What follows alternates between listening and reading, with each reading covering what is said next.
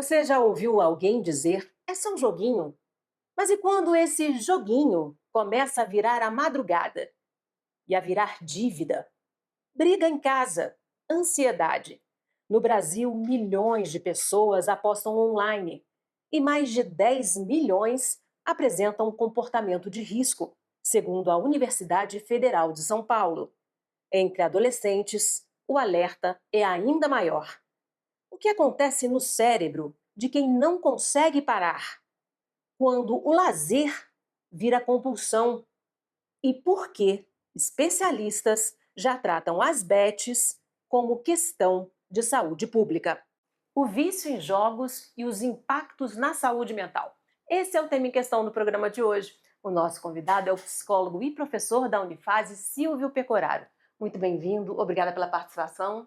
Eu que agradeço o convite e vamos conversar um pouquinho sobre esse tema tão relevante para a psicologia e para a saúde mental de uma forma geral. Professor, quando que jogar passa a ser uma patologia, uma doença? Passa a ser patologia, passa a virar motivo de preocupação quando esse jogo ele deixa de ser lazer e se torna algo que traz irritabilidade, algo que deixa a pessoa descontrolada em termos de aposta, que traz preocupação não só para ela, mas para a família de uma forma geral. Trouxe sofrimento, é bom ficar atento porque não está certinho, né? Exatamente. Se tem sofrimento envolvido na aposta, é para ligar o sinal de alerta e procurar ajuda. Uhum. Esse transtorno do jogo, ele já está até descrito, né, no manual de diagnóstico, que é o DSM, né, na quinta edição. O que que caracteriza esse transtorno? Sim. Tanto o DSM, a versão mais atual dele, quanto a própria Organização Mundial da Saúde já criaram um diagnóstico específico para esse tipo de transtorno, né? O ideal é sempre procurar ajuda profissional para evitar autodiagnóstico, para evitar qualquer tipo de equívoco. E os profissionais mais indicados são justamente os psicólogos e os psiquiatras. Mas existem algumas características que a gente pode citar, como, por exemplo, o próprio fato da pessoa ficar irritadiça conforme as apostas acontecem, impactos nas funções cognitivas das pessoas, porque isso vai ter um impacto no sono, no humor, e o impacto social também é importante a gente ficar atento, né? Porque o isolamento social, por exemplo, é um dos pontos que a gente precisa ficar alerta caso observe em alguém que aposte. É uma forma de compulsão, né? O que que acontece no cérebro de quem joga e passa a ficar viciado? Sim, o jogo ele vai ter um impacto de liberação de dopamina no cérebro da pessoa, porque está mexendo com o nosso sistema de recompensa. Então, o que, que vai acontecer? A pessoa que joga, seja naqueles famosos jogos do Tigrinho, que são cassinos online, que tem um algoritmo ali por trás que fatalmente vai fazer as pessoas perderem dinheiro. Não existe a menor possibilidade de alguém ganhar dinheiro a longo prazo com o jogo do Tigrinho, seja através de bets, né, que por mais que exista ali um resultado de fato acontecendo no futebol, mas que também a longo prazo vai fazer a pessoa perder dinheiro invariavelmente, vai trabalhar com o sistema de recompensa do cérebro da pessoa, por quê? Tanto o jogo do Tigrinho quanto a bet, vez ou outra, a pessoa ganha. E isso traz um prazer, isso traz uma satisfação, isso traz uma ilusão de que ela está ganhando dinheiro e que ela vai conseguir pagar alguma conta, né, ou até ficar rica. Então o perigo está aí. Esse sistema de recompensa, através dessa liberação de dopamina, pode capturar e absorver cada vez mais a pessoa para aquele universo do jogo. E aí o organismo, no caso o cérebro, fica viciado mesmo nessa dopamina, né? Exatamente. Tanto que o DSM e a OMS já reconhecem o transtorno do vício em jogo. A pessoa, quando aposta, antes mesmo de ganhar, seja a quantia que for, ela tem uma expectativa de vitória. Essa expectativa também já gera um bem-estar nela, ela já sonha com o que vai fazer, né? Exatamente. E hoje, relacionado a essa expectativa, no Brasil nós temos várias redes sociais que não possuem ou possuem pouquíssima regulamentação. E o que, que vai acontecer, né? Essas bets, esses cassinos, eles patrocinam influenciadores muito famosos, com milhões de seguidores. Teve a famosa CPI das bets com a Virgínia. E isso vai criar uma ilusão na pessoa, vai gerar essa expectativa que você citou de que é possível ganhar, de que é fácil ganhar, de que esse dinheiro em algum momento vai chegar. Então, antes mesmo de uma pequena vitória ou de um pequeno ganho, esse sistema de recompensa está funcionando no cérebro através desses influenciadores que conseguem entrar dentro dos lares da família brasileira. Professor, existe semelhança entre o vício em apostas e a dependência química? Esse sistema de recompensa, de liberação de dopamina, ele vai ser parecido, com a diferença de que, obviamente, né, quando a gente pensa em substâncias ilícitas ou até lícitas, como é o caso do álcool e do cigarro, você tem um agente externo que entra no seu corpo e está produzindo uma questão química muito específica no sujeito. Só que o jogo, ele tem um sistema parecido, só que é mais interno, é mais psicológico, mas não deixa de ser semelhante. Tem muitas semelhanças, na verdade. Como é que é feito o diagnóstico? Esse diagnóstico, de novo, é importante procurar ajuda profissional de um psicólogo, de um psiquiatra, e ele vai ser feito através de entrevistas, da aplicação de algumas escalas, e de conversa também entre esses dois profissionais. Quando a gente fala em saúde mental, o ideal é sempre pensar num trabalho multiprofissional, que vai envolver os profissionais experts nesse assunto, porque o diagnóstico vai ser mais certeiro e o tratamento também ele vai poder ser mais acertado. Uhum. Os dados mostram que existem 10 milhões de brasileiros em comportamento de risco em relação aos Sim. jogos. O que que isso revela em relação à questão das apostas e também à saúde mental? Sim. O Brasil é um dos países em que, no atual cenário global, nós que estamos inseridos nesse contexto de pesquisa, a gente mais se preocupa, porque se a gente pegar casos de outros países que também existe algum tipo de problemática em relação às apostas, não são poucos esses países, pelo menos em vários deles, eu vou citar o exemplo do Reino Unido, existe já um movimento até porque nesses países essa questão ela é até Começou anterior um à do pouquinho Brasil, antes, é. Uhum. exatamente, que tentam limitar de alguma forma esse impacto na sociedade. A questão do Brasil é que essa regulamentação ela ainda está engatinhando, ela é muito recente e acontece que tem poucos mecanismos ainda que podem ter esse poder de limitar as pessoas de apostarem ou coisa desse sentido, né? E no Brasil ainda tem uma questão específica que diz respeito a uma certa promessa dessas casas de aposta, de que a pessoa vai ganhar dinheiro, de que ela vai, inclusive, poder fazer uma renda extra, né? A gente escutou muito esse termo Foi. aí durante algumas propagandas, alguns influencers diziam, né, que era uma possibilidade, não era uma forma de ganhar dinheiro. Então você pensa, né, a gente está vivendo no Brasil numa crise econômica há muitos anos, né? As questões relacionadas à pobreza no Brasil sempre estiveram e continuam presentes na nossa sociedade. A falta de uma perspectiva de futuro, por vezes, leva a pessoa a acreditar que é um caminho para poder ganhar algum dinheiro, para poder acessar bens de consumo que ela não conseguiria. A questão é que não tem como ganhar dinheiro com aposta. Impossibilidade nenhuma. Tem uma lei na matemática, que é a lei dos grandes números. O que essa lei vai dizer para a gente? Que quanto mais um evento ele é repetido, maiores são as chances dele se aproximar da sua probabilidade de acontecer. Eu vou dar um exemplo para deixar mais evidente essa questão. Se a gente apostar aqui cara ou coroa, né, nós vamos ter 50% de chance de ganhar cada um. Se eu jogo essa moeda 10 vezes pro ar, pode ser que por uma aleatoriedade da vida, você vença 8 ou vença duas. Só que a gente só jogou 10 vezes. Se a gente jogar 1000 vezes, é muito provável que vai ficar mais ou menos 50% para cada um. Então essa é a lei dos grandes números. Isso aplicado à aposta de bets ou jogo do tigrinho, essas casas, obviamente, né, eles colocam lá as odds ou as suas chances de ganhar sempre uma probabilidade menor. Então quanto mais você joga, mais pobre você fica, mais dinheiro você perde. Sem falar nos algoritmos que são programados realmente para que as casas de apostas vençam, né? Exatamente. No jogo do tigrinho, tem o algoritmo por trás que a gente nem conhece como que esse algoritmo ele foi feito, ele foi produzido. Ele pode estar programado para dizer o seguinte: você nunca vai ganhar esse jogo. E não dá pra gente saber, porque é uma caixa preta aquela coisa. Uhum. A aposta esportiva, alguém pode argumentar comigo, né? Bom, mas se jogar Flamengo e Vasco, ou Flamengo e Madureira, como aconteceu ontem, as chances do Flamengo ganhar elas são muito altas, então eu vou apostar no Flamengo. Ok. Só que as casas de aposta elas já contam com essa probabilidade. Então, ela vai pagar muito pouco para a vitória do Flamengo. E se você sempre aposta no favorito, você vai ganhar muito pouco dinheiro caso esse time favorito ganhe. Uma derrota e você perdeu todo o dinheiro que você tinha conquistado e mais, você ficou no prejuízo. Por isso que a gente diz, né, que a longo prazo é impossível ganhar um jogo, seja ele jogo do Tigrinho ou bets.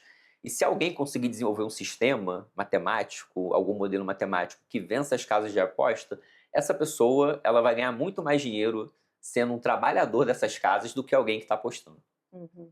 Esse vício em adolescentes é mais preocupante, né? Por que que essa faixa etária é ainda mais vulnerável? Por dois motivos específicos. O primeiro deles é que o adolescente ele ainda está em desenvolvimento, ok?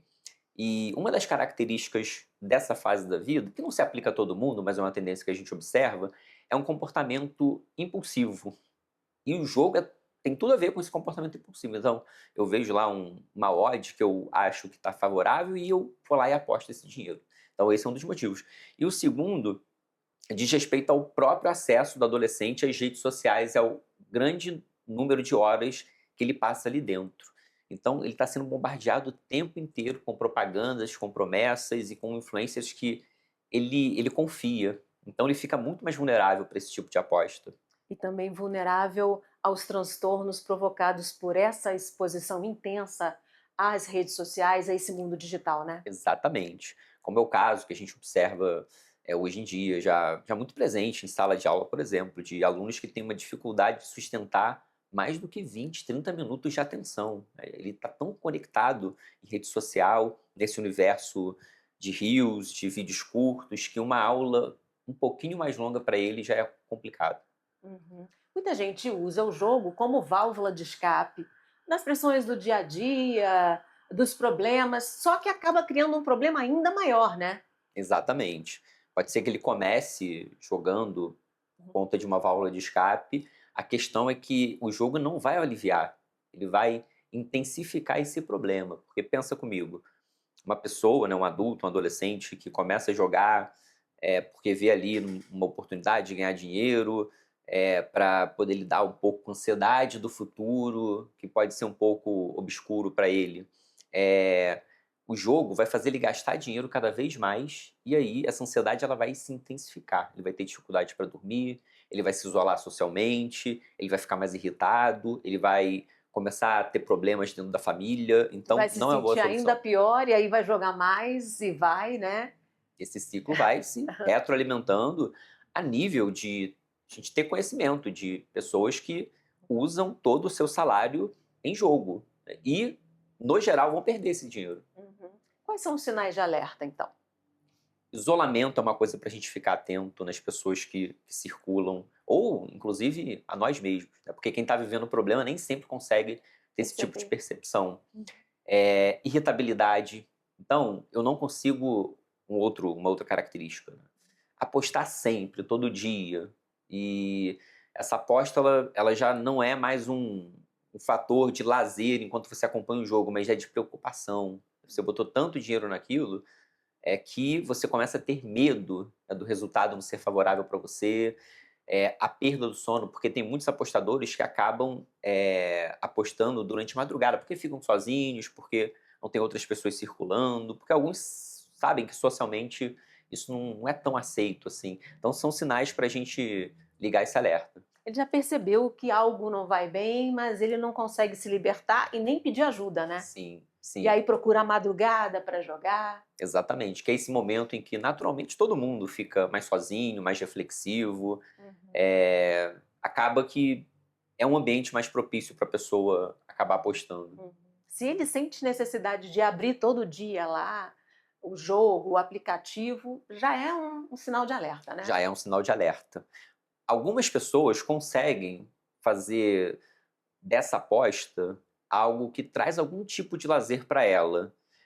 Eu, particularmente, não recomendo ninguém que jogue, que entre nesse universo, porque ele é perigoso, mas algumas pessoas, elas conseguem fazer esse peso. Então, ela sabe que aquele dinheiro que ela está colocando lá dentro, ela vai perder, ela tem consciência disso. Ela não usa a casa de aposta como um ganho financeiro, ela usa como um gasto.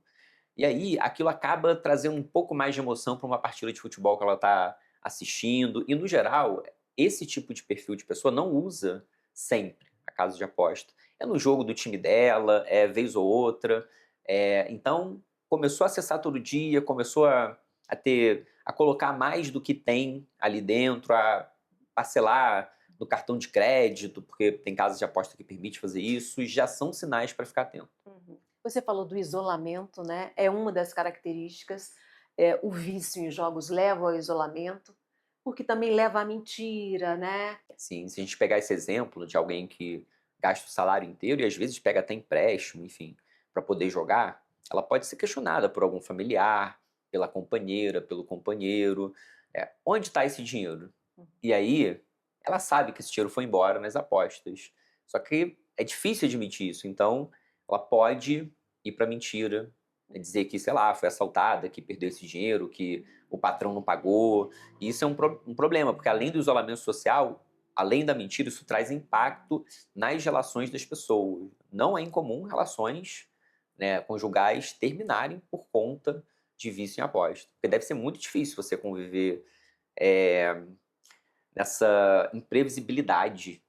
Dinheiro é uma coisa que não está sobrando no bolso do brasileiro, né? Então, como assim essa grana está indo para uma casa de aposta? Deve ser complicado esse tipo de situação dentro de casa. Uhum.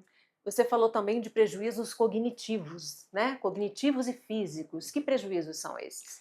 O primeiro deles que a gente costuma observar é a questão do sono, que Hum. fica muito impactada, e sono é uma coisa muito essencial para a gente. Se o sono vai mal, o nosso dia, a nossa semana, o nosso mês, às vezes a nossa vida tende a ir mal, porque o sono é um momento muito importante, por exemplo, para a consolidação de memória. Eu brinco com os meus alunos em sala. Se você dorme mal, você tende a ir mal na prova. Parece que uma coisa não está associada com a outra, né? Mas sim, porque no sono a gente está consolidando memória. Além de milhares de outras questões fisiológicas que acontecem ali durante o nosso sono, né? De reestruturação, enfim. Então, O equilíbrio dos neurotransmissores, né? Toda a saúde mental depende de uma qualidade de sono, né? exatamente, não é nem difícil a gente testar isso. É só você observar o seu humor em um dia de insônia. No geral, a gente fica muito para baixo, a gente não consegue prestar atenção, a nossa memória parece que falha. O sono ele é muito essencial. E como eu disse, existe essa tendência que a gente observa de apostadores viciados de usarem esse momento para aposta. E mais, por vezes ele pode até usar o momento do dia e, enfim, ir deitar ali às 8, 9, 10 horas da noite. O problema é que ele já perdeu tanto dinheiro, ele já está tão viciado, ele já está tão preocupado com as apostas que ele faz, se ele vai ou não conseguir recuperar, que quando ele deita a cabeça no travesseiro, o sono não chega. Tamanha ansiedade, tamanha preocupação. Então, o sono seria um prejuízo que a gente consegue observar. A própria preocupação gerada pela aposta pode fazer o sujeito não conseguir estabelecer conexão com o aqui e agora, com o que está acontecendo. Então, vou pegar um exemplo de um estudante que aposta e que tem essa compulsão, ele pode chegar para a sala de aula e não conseguir prestar atenção na aula, justamente porque a preocupação, né, dele está lá nas apostas, né? Há uma queda de rendimento, né? Tanto no profissional quanto no estudante. Total. No mundo do trabalho também, né? Porque como você trabalha bem e produz bem, sabendo que você está acumulando uma dívida lá no jogo, na aposta, que você não consegue mais pagar. E aí, para pagar essa dívida, por vezes ele coloca mais dinheiro ali dentro na tentativa de resgatar. E como a gente observou, isso não costuma acontecer. E a ansiedade vai subindo. A ansiedade vai subindo e aí ela vai carregar também esses outros sintomas que a gente conversou, né? Sono, a desatenção, é uma preocupação muito generalizada. E o algoritmo é feito para estimular a compulsão mesmo, né? Sim, principalmente porque as casas de aposta, elas investem massivamente em propagandas. As pessoas que não consomem, elas são bombardeadas de propagandas de casas de apostas tentando capturar essa pessoa. E as casas de apostas, elas possuem estratégias para colocar a pessoa ali dentro, porque uma vez lá dentro, as chances dela gastar dinheiro são grandes. Então é muito comum, por exemplo, né, certas promoções em que um resultado muito óbvio, ele paga muito bem. E provavelmente, nesse momento, a casa de aposta ela vai ter um pequeno prejuízo. Então vai jogar Flamengo contra um time muito pequeno, desconhecido, a chance do Flamengo ganhar é muito grande. E a casa vai lá e paga 3 vezes mais para a vitória do Flamengo.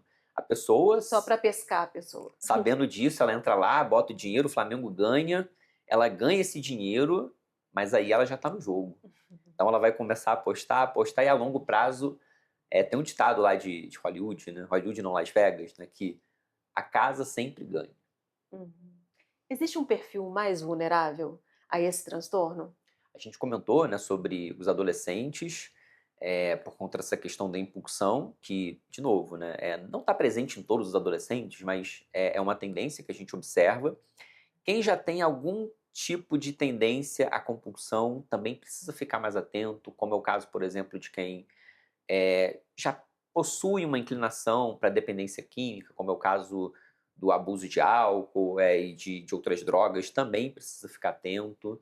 E tem uma questão social também, assim, né? A própria a própria pobreza, ela pode ser um fator de vulnerabilidade, justamente porque se vende uma certa ideia de que o jogo vai fazer o outro ganhar dinheiro. E a gente vive essa situação de vulnerabilidade no Brasil. Então Uhum. também é um fator para a gente discutir, né, a própria questão econômica que passa o nosso Uhum. país. Pessoas que sofrem de depressão, ansiedade, também têm um perfil mais vulnerável, né? Sim, porque se a gente pensar na depressão, por exemplo, já tem essa tendência do isolamento. O isolamento significa menos contato humano. Menos contato humano, no geral, é convertido para a relação da pessoa com o seu celular. E se ela está no celular, fatalmente ela vai ser bombardeada. Bombardeada. Uhum. Ah, em que casos é necessário, além do acompanhamento psicológico, também um acompanhamento psiquiátrico? Eu sempre digo que quando a gente pensa em questões relacionadas à psicopatologia, é importante procurar os dois profissionais. Se a gente pensar que essa compulsão ela pode ter também uma questão biológica do sujeito, e o ser humano ele é um ser biopsicossocial, a gente não é só biologia, mas a gente também não é só psicologia. Nós também somos biologia, sociologia, psicologia, enfim. Então esse trabalho multiprofissional ele vai ajudar bastante. O ideal é sempre procurar a ajuda dos dois profissionais e, via de regra, tanto o psicólogo quanto o psiquiatra costumam fazer esses encaminhamentos. O psicólogo ele pode receber no consultório dele uma demanda como essa, e no geral ele vai fazer esse encaminhamento para o psiquiatra, e vice-versa também, porque só pensar uma medicação para tratar alguma compulsão, por vezes, também não vai levar ao resultado almejado e desejado. Essa parceria entre esses dois profissionais costuma ser muito mais eficaz do que o trabalho isolado de cada um. Uhum. E como é que é o tratamento da parte psicológica? O tratamento da parte psicológica vai envolver um acompanhamento psicoterapêutico, né? Na psicologia, nós temos muitas escolas, né? Muitas abordagens. Nós temos a terapia cognitivo-comportamental, nós temos os humanistas, nós temos a própria psicanálise. E todas elas são capazes de trabalhar, cada um com a sua perspectiva, a sua leitura de ser humano, todas elas são capazes de trabalhar essa questão relacionada à compulsão ao vício em jogos, né? E se a gente pensar na psiquiatria, o tratamento vai ser mais medicamentoso, Uhum. e unindo as duas coisas, nós temos aí melhores condições de, junto com a pessoa, avançar para poder se livrar desse problema. Existe alguma forma de prevenção? Existe, a gente pode prevenir da seguinte forma: primeira, não entre. Uhum. Às vezes é tentador, né? Porque, nossa, mas é muito óbvio a vitória desse time, eu vou colocar esse dinheiro e vou tirar depois, né? Mas na maior parte das vezes a pessoa aposta essa primeira vez, numa dessas promoções que eu disse, ela Porque eles até ganha. oferecem dinheiro, né, para as Sim, primeiras apostas. Você não precisa ter o sim, dinheiro, não é isso? sim. Você bota lá R$ 50 e eles te dão mais 50.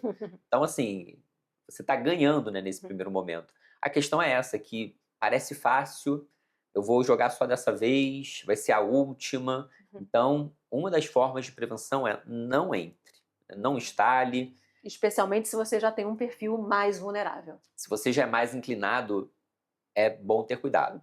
E uma outra forma de prevenção é pensarmos em políticas públicas melhores para o nosso país. O Brasil, o governo federal, ele tem se movimentado no final do ano passado, no final de 2025, se eu não estou enganado, em dezembro, ele até começou a implementar um sistema de autoexclusão. Eu acho que essa é uma outra forma de prevenção.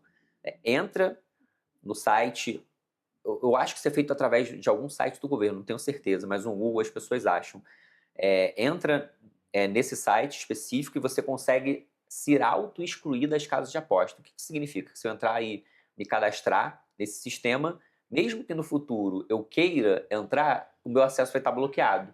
Então, isso me impede de, no momento de uma forte emoção, de uma promoção muito alta ali de alguma casa de apostas, de não cair nessa tentação, né? Porque eu já vou ter feito essa exclusão ali. E a gente precisa investir também Na regulamentação, na né? regulamentação das De casas todo de esse aposta. mundo digital, não só das bets, né? Dos Exatamente. jogos. Se a gente pega o exemplo do Reino Unido, a propaganda de bet lá é limitadíssima, é muito diferente do que acontece aqui no Brasil, que qualquer lugar basicamente você tem acesso, você tem contato com esse tipo de propaganda.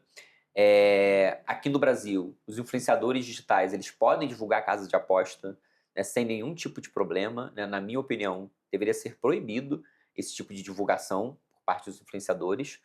E a gente também precisa investir em educação, porque tem muitas pessoas que ainda pensam que se ela entender de futebol, ela vai ganhar dinheiro. E isso não existe, porque não tem ninguém que entenda mais de futebol do que os estatísticos e os matemáticos que trabalham para essas casas de aposta. Principalmente hoje, que existem inteligências artificiais voltadas para esses tipos de cálculo. Não vai ser o Silvio, não vai ser ninguém que vai conseguir ganhar de uma casa de aposta. O ideal é não entrar e a gente precisa divulgar melhor essas informações, esse conhecimento precisa chegar de uma forma mais ampla para a nossa população. Para terminar, quem está assistindo e acha que está perdendo o controle, ou conhece alguém, ou da família, como pode ajudar? Sim. Acho que Primeiro passo. o primeiro passo é estar disponível para escutar o outro. Por vezes, a tendência nossa, principalmente quando é alguém da família, é chegar num tom acusatório, um tom de bronca, um tom de puxar a orelha do outro, e isso não ajuda. O que ajuda naquele momento específico é estar disponível para o outro, escutar essa demanda que chega. O segundo passo é, junto com a pessoa, procurar ajuda profissional, seja de um psicólogo, seja de um psiquiatra. Para quem tem condições financeiras, pode procurar rede privada, mas também temos uma rede de atenção psicossocial dentro do SUS. Então você também consegue acesso de forma gratuita a uma escuta, a um acolhimento, pelo menos inicial. Esse seria o segundo passo, e a partir daí os profissionais conseguem fazer um planejamento e oferecer um tratamento para que essa pessoa consiga sair desse vício. Ok, infelizmente o nosso tempo terminou. Agradeço muitíssimo sua participação. Eu que agradeço o convite e estamos disponíveis. E a gente tem um encontro marcado no próximo Em Questão. Espero você. Até lá!